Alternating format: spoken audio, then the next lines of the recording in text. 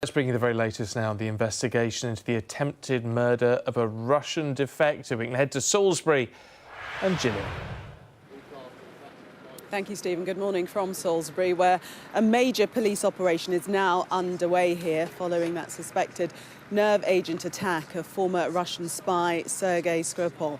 3 people remain in hospital today. Mr. Skripal, his daughter Yulia, and Police Sergeant Nick Bailey, who was one of the first officers to respond to the scene. Mr. Skripal's Wiltshire home is now one of the major crime scenes. Our West of England correspondent Rebecca Williams has more.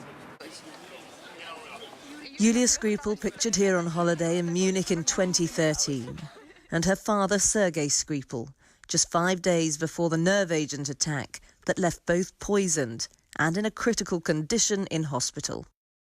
A police sergeant who responded at the scene is also in a serious condition. Police Sergeant Nick Bailey is now said to be awake and engaging with colleagues.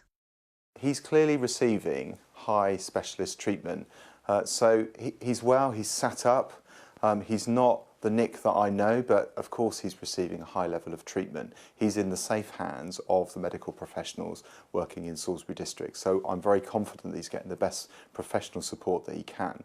But of course he's very anxious, he's very concerned. Today attention turns to Mr. Skripal's Wiltshire home, which is now a major crime scene. Forensic officers have started an extensive search to try and work out who's behind this sophisticated attack. The investigation intensified as police cordoned off the graves of Mr. Skripal's wife and son, Alexander. Both their deaths have been described as suspicious. Police are now wanting to try and identify a man and a woman seen on CCTV just yards from where the pair collapsed. This is a passageway where the couple was seen walking. That leads through to the Maltings shopping centre where Mr. Skripal and his daughter were found on Sunday. Sky sources are telling us that the former double agent had an MI6 handler that he'd meet at the Coat restaurant not far from here. But another Russian exile and former associate said that Mr. Skripal was in contact with officers at the Russian embassy. He used to visit Russian embassy. It doesn't mean entering the embassy, but in Russian language and slang it is that meeting somewhere, you know, with the embassy people once in a month. He used to come from Salisbury to London and meet Russian people. This spy mystery now continues as police work around the clock to try and figure out who was responsible. Rebecca Williams, Sky News in Salisbury. And Rebecca is with me now. Now, you've been following this story since Monday you've been down here. How have you seen the police investigation change in that time, and where are we today? Well, it's certainly been intensified, and we've got various locations now being searched. The latest, apparently, overnight vehicle recovery yard here in Salisbury. We don't know why. It could potentially be Mr. Skripal's car that's being searched. Of course, that will be one of the main focuses of this investigation. Indeed, his house yesterday, there was an intensified amount of activity there. They had these forensic tents at the front and the back of his house.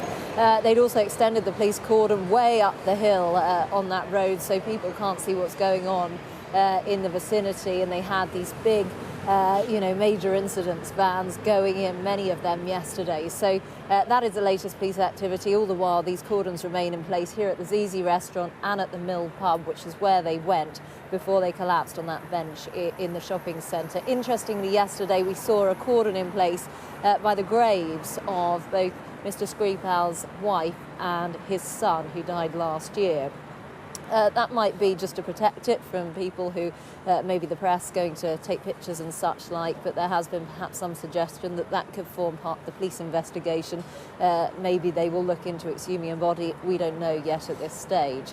Other developments, of course, we know 21 people have now been treated in relation to this nerve agent incident. Some of those members of the public, some of them first responders. You mentioned earlier, of course, that police officer still in a very serious condition in hospital, but he is conscious, he is speaking to colleagues. That, of course, is Detective Sergeant Nick Bailey. He was very well respected within the Wiltshire Police Force, been here since 2002, even won awards for his work. So that is the latest development there, but all the while this investigation very much ongoing. It is in its early stages, but as you can imagine, it is an incredibly complex investigation, and they will have to go through this and create a timeline of what happened. Yes, hundreds of officers involved. Rebecca, for the moment, thank you. And just to remind you that Mr. Skripal and his daughter Yulia are still unconscious in hospital.